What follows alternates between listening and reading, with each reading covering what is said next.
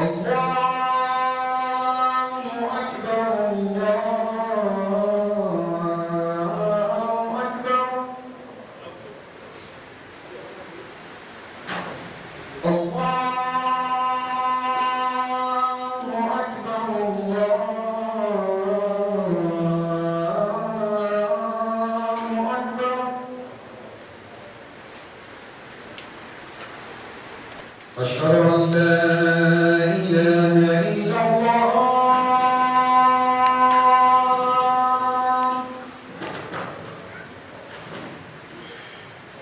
أشهد أن لا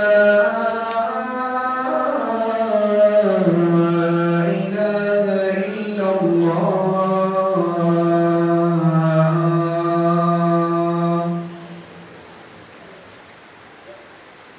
أشهد أن محمدا رسول الله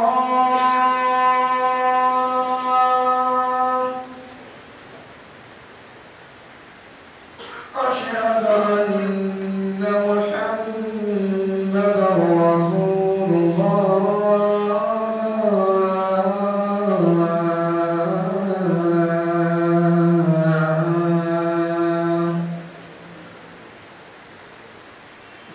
حي على الصلاة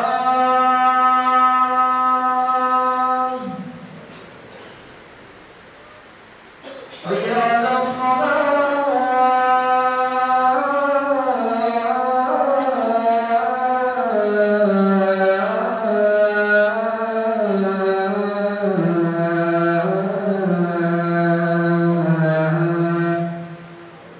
ونعوذ بالله من شرور أنفسنا ومن سيئات أعمالنا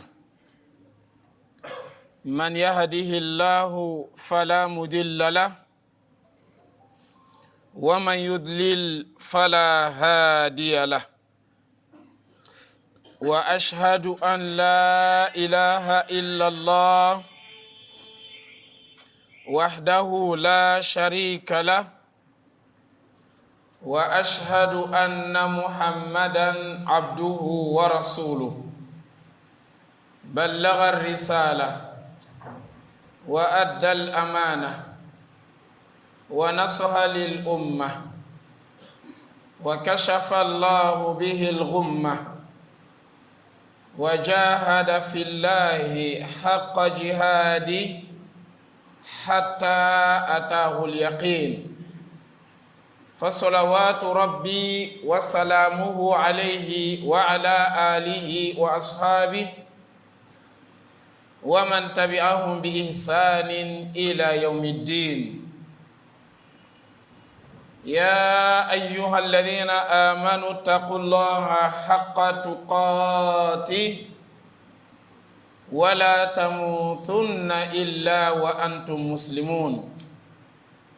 أما بعد أيها المسلمون، زكى الله هذه النفوس طاهرة، شرح الله هذه الصدور النقية، وتبتم وطاب سعيكم وتبوأتم من الجنة منزلا. وأسأل الله العلي العظيم الذي جمعنا على هذه البقعة الطاهرة المباركة على طاعته على غير أرحام تجمع بيننا ولا أموال نتعاطاها أن يجمعنا في الآخرة مع سيد الدعاء وإمام المتقين في مستقر رحمته وفي دار مقامته، إنه ولي ذلك والقادر عليه.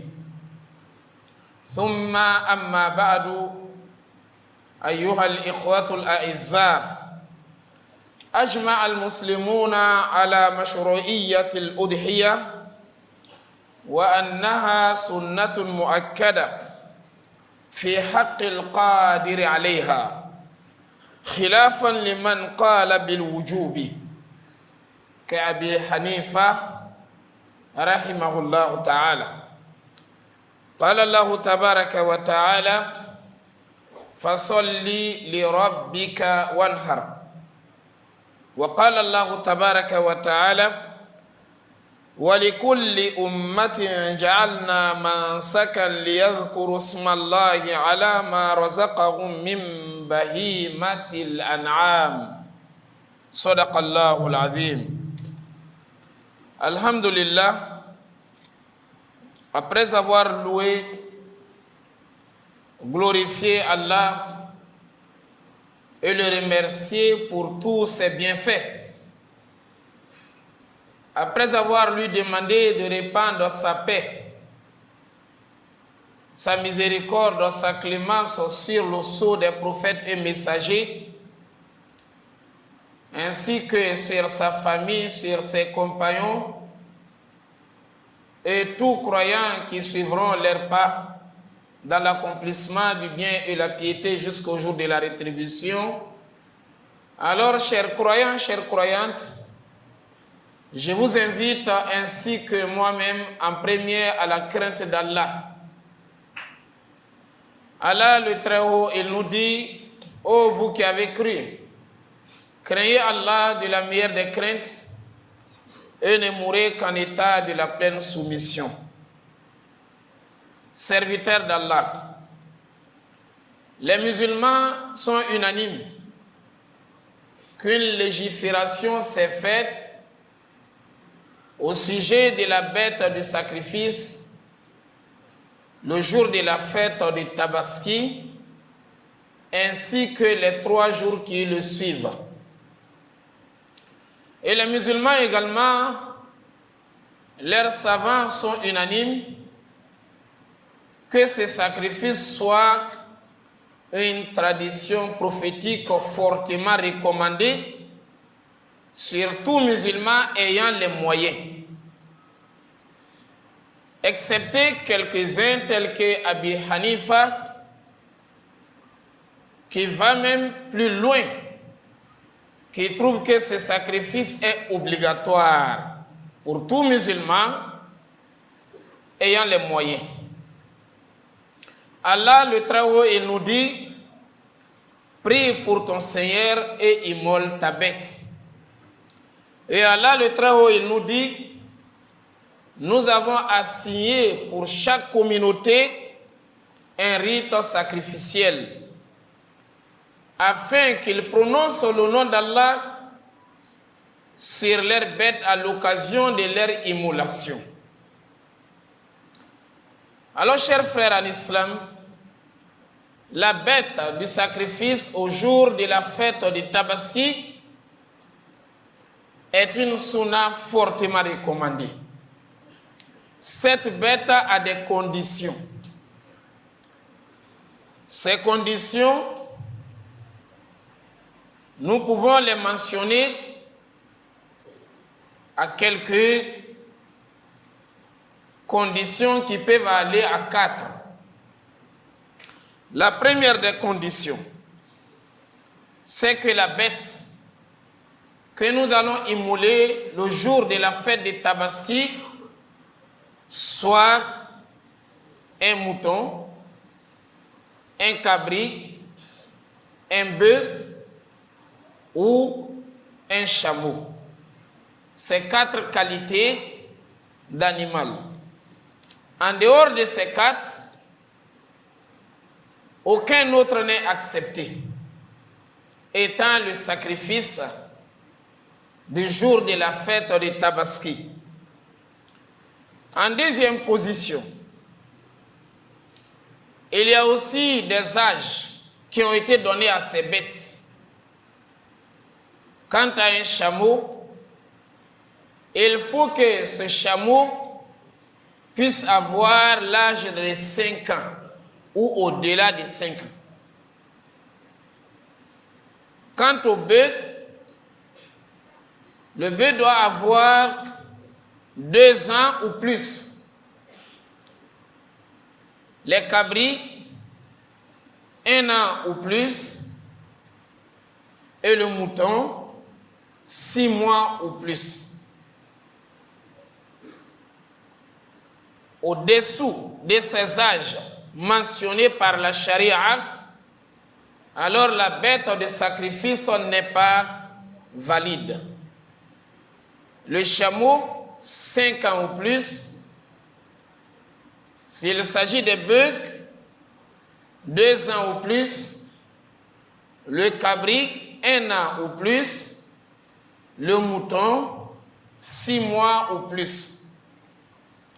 Troisième condition, ces bêtes doivent être à l'abri de certains défauts. Tu dois égorger un mouton, un cabri ou autre. Parmi les 4 dont nous venons de citer, le messager d'Allah il nous dit une bête borgne n'est pas valable. Une bête qui a un œil malade n'est pas valable. Le messager d'Allah il nous dit une bête boiteuse qui a un pied malade n'est pas valable. Le messager d'Allah il nous dit une bête malade, on sent la maladie sur la bête. Le mouton que tu veux égorger là est malade. Et la maladie est apparente. Il n'est pas autorisé de l'utiliser étant la bête de sacrifice. Quatrième, qui est le dernier défaut mentionné. Alors une bête très mince. Lorsqu'on voit la bête, on trouve même les traces de ses os. Cette bête également, qu'il soit mouton, cabri ou autre, n'est pas acceptée. Et les savants, ils nous disent, le messager d'Allah a dit, une bête borgne, qui a un œil malade, mais une bête qui a les 2 yeux malades, est la plus forte raison. On ne peut pas l'utiliser. Le messager d'Allah a dit, une bête boiteuse qui a un pied malade, mais si les 2 pieds sont malades, ou les 4, en ce moment, nous n'en parlons même pas. Une bête malade d'une maladie apparente, si cette bête est déjà morte, là on n'en parle même pas, c'est même interdit dans la religion de l'islam de la consommer. Et une bête mince, pareillement. Alors on doit éviter ces défauts. Ça c'est la 3e condition. La 4e condition, il faut que la bête ait un propriétaire. Il y a ces défauts-là qui nous arrivent souvent. Le père de famille, il a des enfants. Alhamdulillah, les enfants ont les moyens. À l'occasion de la fête de Tabaski, ses enfants amènent les moutons. Ils les mettent dans la maison, mais sans distinguer que ce mouton-là appartient à un tel et l'autre mouton appartient à un tel. Dans ce cas-là, si vous les immolez, vous êtes en train de manger la viande, mais ce n'est pas la bête de sacrifice. Il faut qu'on sache, ce mouton qu'on égorge là, c'est la bête de sacrifice de qui parmi ses enfants ou c'est pour le père de la famille. Ça c'est pour papa, on égorge au nom du père. Soit c'est lui-même qui égorge ou il responsabilise quelqu'un d'autre, mais on sait que ça c'est dans son compte. En ce moment, lui et tous les membres de sa famille, s'il a 2, 3, 4 femmes, s'il y a des enfants, tout le monde rentre dans ce même sacrifice. Même les morts. Le messager d'Allah, quand il égorgeait les moutons, à son temps, il avait plusieurs femmes, mais il n'a pas égorgé les moutons au nom de toutes ces femmes, ni au nom des enfants décédés ou vivants. Mais il disait quoi? Ça c'est pour moi et ma famille. Donc une bête suffit pour toute la famille. Alors ici, il faut que la bête que nous immolons ait un propriétaire. C'est également une condition. La 5e et la dernière condition, c'est le respect du temps. Le mouton que tu dois immoler là, le jour de la fête, il ne faut pas l'égorger très tôt avant d'aller à la prière. Sinon, c'est un sacrifice ordinaire, ce n'est pas la bête de sacrifice. Il faut aller à la prière. Après avoir terminé la prière, l'imam va immoler sa bête. Il doit être le premier à immoler. À ton retour, tu vas venir immoler ta bête. C'est la raison qui fait que nos imams amènent leurs moutons au lieu de la prière, sinon ils ne sont pas obligés.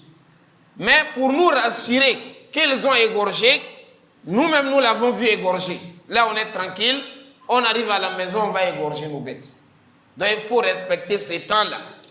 On ne doit pas égorger avant le temps, c'est-à-dire demain est la fête, ou le jour de la fête, mais avant d'aller à la prière et avant l'imam. Mais c'est après l'immolation de l'imam. Et lorsque nous rentrons dans la journée de la fête, toute la journée est valable pour l'immolation. Mais l'avant-midi est meilleur que l'après-midi. Mais toute la journée est valable. Dépassant ces jours-là, nous avons encore 3 jours qu'on appelle par Ayyam Tashriq. Pendant tous ces 3 jours, on peut toujours immoler la bête de sacrifice, c'est valable. Sauf que il ne faut pas laisser sciemment ta bête pour attendre ces jours. Mais voilà, tu ne l'avais pas eu, tu as eu ça le lendemain. Tu peux égorger. Tu n'avais pas eu, tu as eu ça 2 jours après, tu es toujours dans le temps. Si tu ne l'avais pas, ou bien il y avait un empêchement, tu n'as pas pu immoler, alors nous avons 4 jours, le jour de la fête et les 3 jours qui suivent. Peut-être que l'argent que tu as ne peut pas avoir un mouton le jour de la fête ou avant la fête, parce que l'argent est petit. Mais après le jour de la fête, les prix des bêtes vont chuter. Tu as attendu le lendemain pour avoir un mouton qui a 6 mois ou plus, tu allais acheter le mouton, tu as égorgé, c'est valable. Alors, on a ce temps que nous devons respecter. Nous avons cité ici 5 conditions pour que cette bête de sacrifice soit acceptée. La première, c'est le respect de la qualité. Le bœuf, le chameau, le cabri et le mouton. Deuxième, l'âge. Un chameau, 5 ans, le bœuf, 2 ans, le cabri, 1 an et le mouton, 6 mois ou plus. Troisième condition, il faut éviter les défauts dont nous avons cités. Borgne, boiteuse, mince ou malade. Quatrième condition, il faut que le mouton là ou le cabri que vous égorgez ait un propriétaire. C'est pas qu'on a payé, on est venu mettre dans la famille, on a égorgé, on a mangé. Non, ça c'est pour un tel. Et cinquième, qui est la dernière condition, il faut respecter le temps, qui est le jour de la fête, le meilleur temps.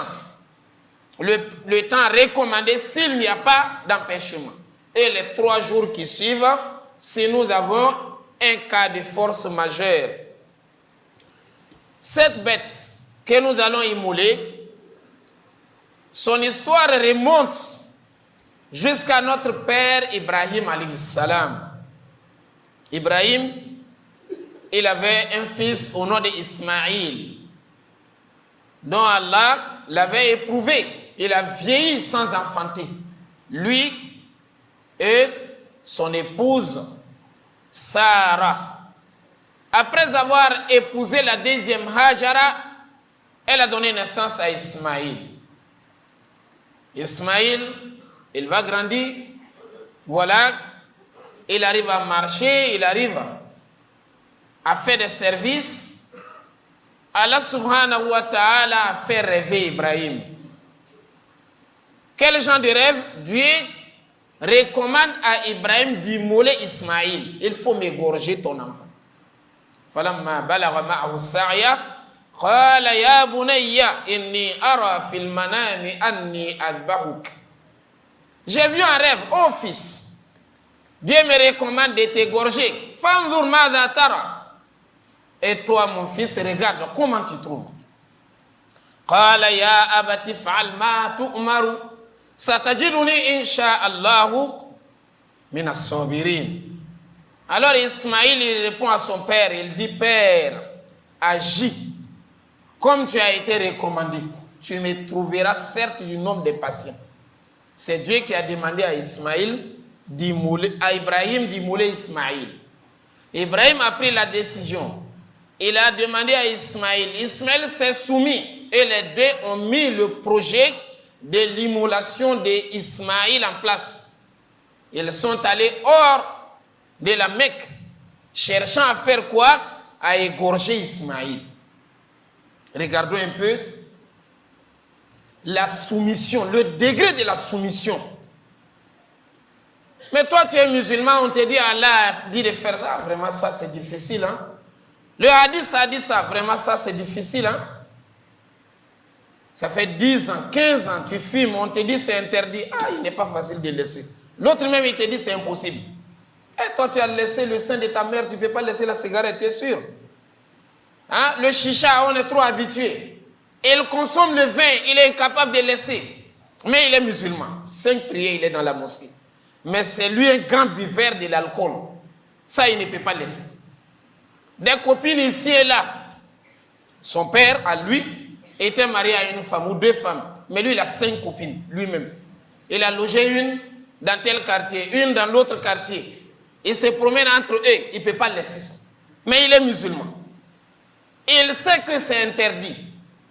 Incapable de se soumettre. Regardez le degré de la soumission. Donc la bête que tu vas immoler là, ça nous rappelle la soumission d'une famille. Le père, le fils et sa mère. La maman, elle était là. On va égorger son enfant. Le fils, il était informé, mais il a accepté d'être égorgé. Le père, il n'avait aucun autre enfant, mais il a accepté d'aller égorger son fils. Mais, entre parenthèses, aujourd'hui, là, toi, tu ne dois pas te réveiller demain pour dire, voilà, Dieu m'a demandé d'égorger mon fils, tu vas le prendre et l'égorger. Non, toi, tu n'es pas Ibrahim. Ce qu'on t'a demandé là, c'est clair. Les recommandations, les obligations sont là. Ça, tu dois les suivre. Mais ce que tu vois en rêve, là, on t'a demandé d'égorger ton enfant, non. Ça, ce n'est pas autorisé pour toi et moi. Alors, chers frères en islam, voilà pourquoi Imam Malik, lui, il nous dit, parmi ces 4 qualités, c'est le mouton qui est le meilleur. Le mouton est le meilleur. Ne regardez pas la grandeur ou la quantité de viande, mais regardez la qualité. Le mouton est meilleur parce que c'est le mouton qu'Allah a donné à l'ange, venu donner à Ibrahim pour qu'Ismaël soit sauvé. Quand il a pris l'initiative de l'égorger, l'ange est arrivé avec le bélier, il lui a donné, Allah a demandé de laisser cet enfant. Donc, le mouton est meilleur. La source, c'était le mouton. Deuxième raison, le prophète Mohammed sallallahu alayhi wa sallam lui-même égorgeait le mouton. Lui-même, il avait égorgé le mouton. Donc, c'est le mouton qui est en première position. Mais celui qui a le cabri, c'est valable. Le chameau ou le bœuf, tout est valable, inch'Allah ta'ala. Un cabri, c'est pour une famille. Un mouton, c'est pour une seule famille. Le chameau ou le bœuf, on peut s'associer. Le père de famille, et lui, il est accompagné, bien sûr, par sa famille. Parce que si le père est dedans, c'est comme toute la famille est dedans. Une autre famille, on peut aller jusqu'à 7 pour un chameau.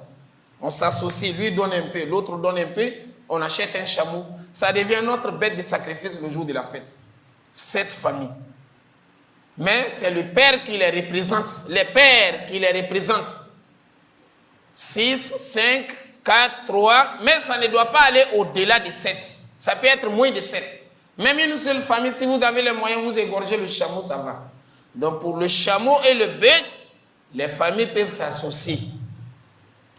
C'est-à-dire les pères des familles, eux, ils sont accompagnés par leur famille.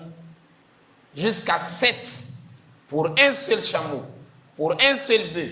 Mais le cabri et le mouton, c'est une famille, un cabri, une famille, un mouton. Qu'Allah nous donne la bonne compréhension. La viande de ces bêtes de sacrifice, on n'est pas autorisé de vendre aucune viande. Même celui qui est venu égorger là, il est venu t'aider à arranger la viande. Tu ne peux pas le payer avec de la viande. Bon voilà, il n'y a pas l'argent, prends la viande là à la place. C'est interdit. Rien ne doit être vendu.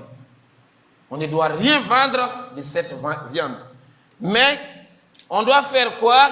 On doit la consommer. On mange et on partage aussi aux autres. Il ne faut pas être aussi un gourmand qui va manger le mouton de sa tête aux pieds lui seul, sans rien donner à quelqu'un. Hein? Il contrôle même le congélateur souvent pour regarder si madame ne s'est pas cachée pour partager une partie. Donc lui seul veut tout manger, de la tête aux pieds. Mais il faut faire preuve de générosité, partage aussi aux autres. Même à tes voisins non musulmans, ils peuvent partager, ils peuvent avoir aussi la viande là pour consommer. Donc, on mange et on partage aux autres. On peut aussi garder une partie pour manger au fur et à mesure. Tout cela est autorisé. Et l'islam nous demande, pour les immoler, il faut avoir un couteau bien mêlé, bien tranchant. Le messager d'Allah, il nous dit « Inna Allah kataba al-ihsan ala kulli shay. Fa idha qataltum fa ahsinu al-qitla. Wa idha dhabahtum fa ahsinu dhibaha.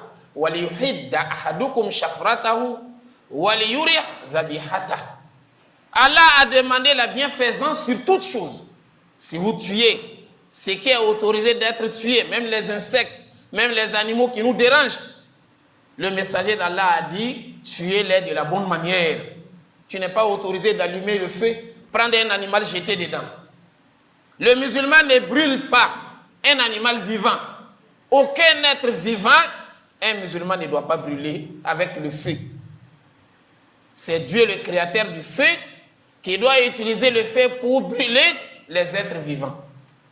Donc il faut les tuer de la bonne manière, les souris, tout ce qui est autorisé d'être tué. Et le messager d'Allah a dit, si vous égorgez également, égorgez de la bonne manière, que tu puisses bien mêler le couteau. Et en ce moment-là, l'animal que tu égorges là va se reposer vite. Tu vas l'égorger rapidement. Mais tu es là avec un couteau non tranchant. 1 minute, 2 minutes, 3 minutes, tu ne fais que maltraiter l'animal, ce n'est pas autorisé. Et le messager d'Allah, il nous dit, si tu veux l'égorger également, ils sont au nombre de 2, 3, 4. Un animal ne doit pas rester en train d'assister l'autre qui est en train de l'égorger, comme nous faisons souvent. On a 5 moutons qui sont attachés, on prend l'un d'eux, on va aller faire tomber, on commence à l'égorger. Les autres sont en train de regarder. On finit, on prend le deuxième. Le messager d'Allah a dit, ne faites pas ça. C'est comme tu es en train de le tuer 2 fois. Il regarde son ami en train d'être égorgé, c'est déjà une mort. Et après, tu vas encore l'égorger. Mais il faut les mettre à l'écart. Il ne doit pas regarder les autres. Qu'Allah nous donne la bonne compréhension. أقول قولي هذا واستغفر الله لي ولكم ولكافة المسلمين من كل ذنب فاستغفروه إنه هو الغفور الرحيم. الحمد لله رب العالمين والعاقبة للمتقين ولا عدوان إلا على الظالمين. أما بعد، عن أنس بن مالك رضي الله عنه قال: قدم رسول الله صلى الله عليه وسلم المدينة ولهم يومان يلعبون فيهما، فقال: ما هذان اليومان؟ قالوا: كنا نلعب فيهما في الجاهلية. فقال رسول الله صلى الله عليه وسلم: إن الله قد أبدلكم بهما خيرا منهما يوم الأضحى ويوم الفطر. أجمعت الأمة على مشروعية عيد الفطر وعيد الأضحى، وأن صلاة العيد سنة مؤكدة، وأن فيهما مظاهر الفرح المباهي من التكبير والتهادي وصلة الأرحام. Chers frères en islam, dans quelques jours, Inch'Allah, nous allons célébrer la fête de Tabaski. L'origine de ces fêtes-là, le messager d'Allah, il arrive à Médine. La deuxième année de l'immigration, de l'arrivée du prophète à Médine, c'est là où ces fêtes-là vont commencer. Il a trouvé les Médinois en train de célébrer 2 grandes fêtes dans l'année. Ils se réjouissent. Il leur a demandé, mais quels sont ces jours de réjouissance? Ils ont dit, ces jours-là, depuis le temps du paganisme, depuis le moment de l'ignorance, on était en train de les fêter avant même qu'on ne soit des musulmans. Le messager d'Allah, il leur dit, Dieu vous les a remplacés par 2 fêtes du monothéisme pur. Ces fêtes sont la fête de Tabaski, Eid al-Adha, et la fête de Ramadan, Eid al-Fitr. Donc ces fêtes-là sont arrivées à l'origine d'une légifération. Un musulman ne doit pas se créer des fêtes.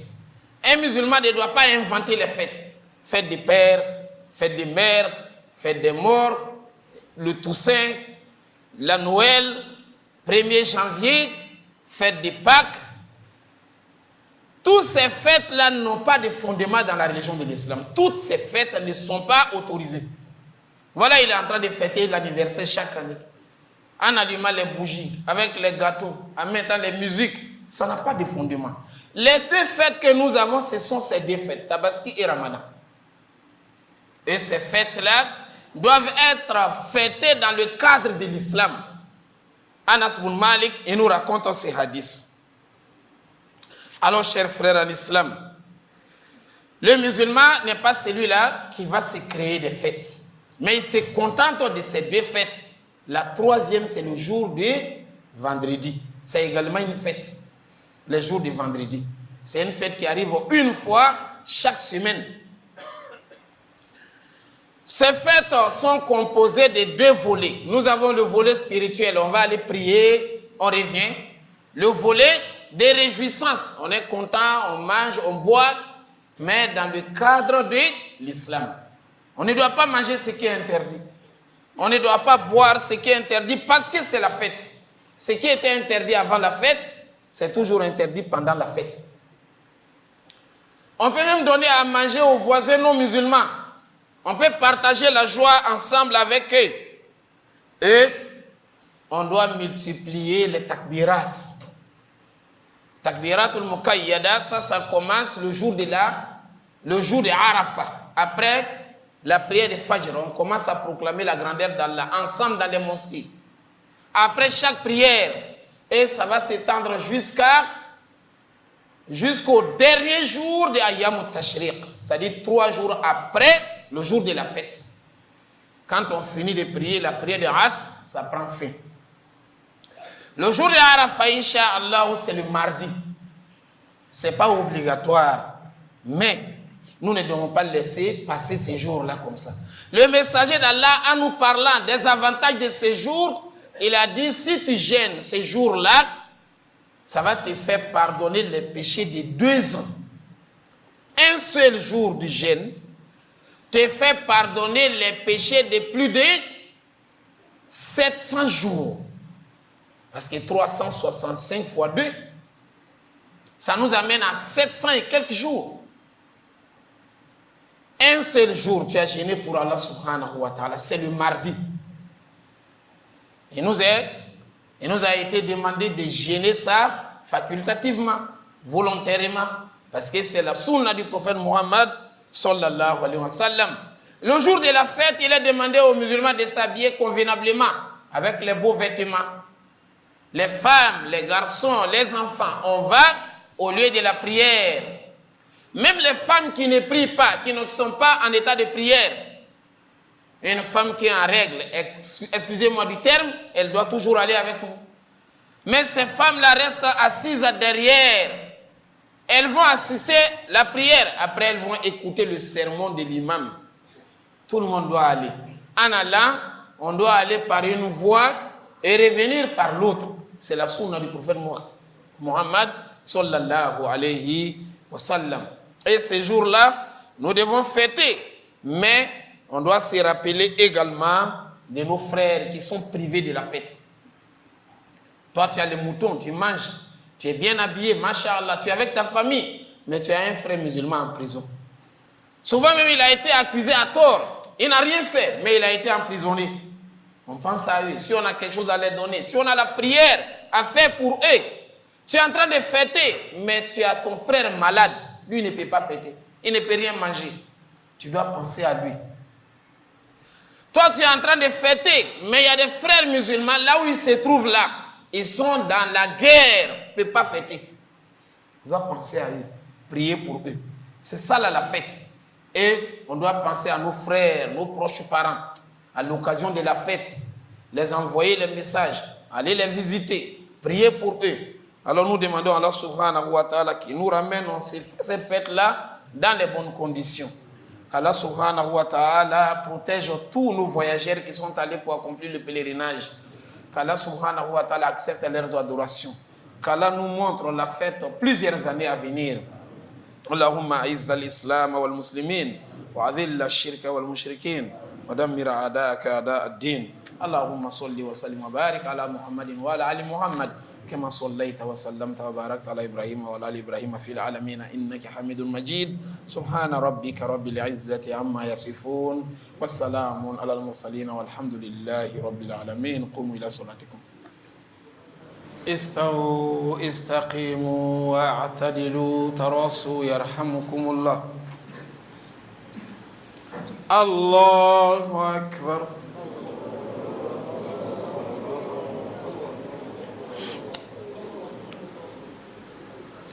الحمد لله رب العالمين الرحمن الرحيم مالك يوم الدين إياك نعبد وإياك نستعين اهدنا الصراط المستقيم صراط الذين أنعمت عليهم غير المغضوب عليهم ولا الضالين آمين والعصر إن الإنسان لفي خسر إلا الذين آمنوا وعملوا الصالحات وتواصوا بالحق وتواصوا بالصبر الله أكبر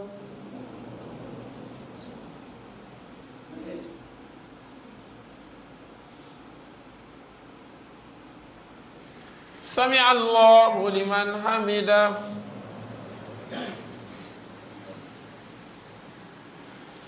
الله أكبر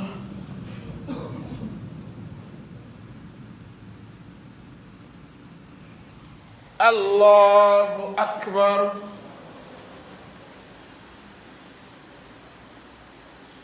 الله أكبر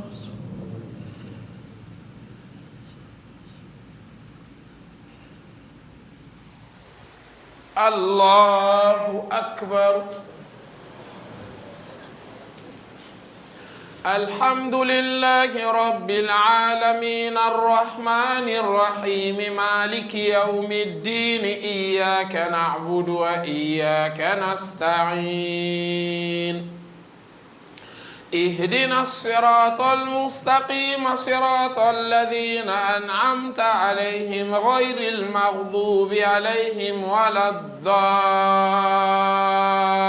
الضالين آمين إنا أعطيناك الكوثر فصل لربك وانحر إن شانئك هو الأبتر الله أكبر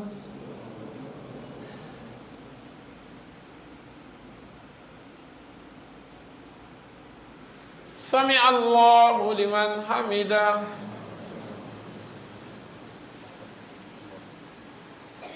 الله أكبر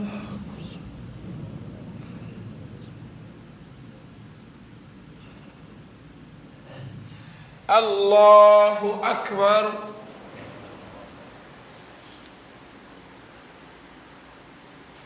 الله أكبر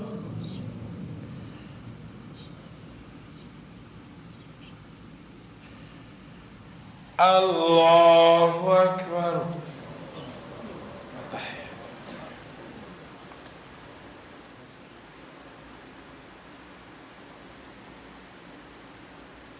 Assalamu alaikum wa rahmatullah. Assalamu alaikum wa rahmatullah.